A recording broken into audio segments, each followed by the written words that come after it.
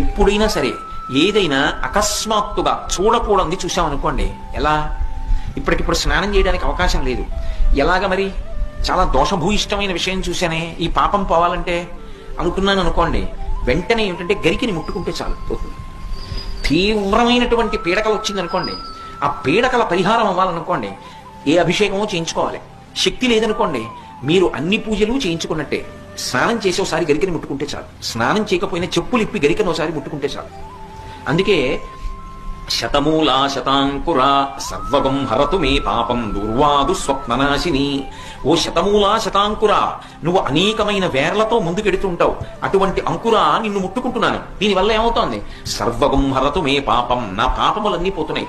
దుస్వప్ననాశిని, దుస్వప్నములు పీడకల యొక్క ఫలితము పోతోంది. అటువంటి గరిక విఘ్నేశ్వరుడి పాదముల మీద వేసి తీసి కళ్ళకద్దుకుని తల మీద పెట్టుకున్నారనుకోండి, విఘ్నములన్నింటినీ కూడా తీసేస్తాడు.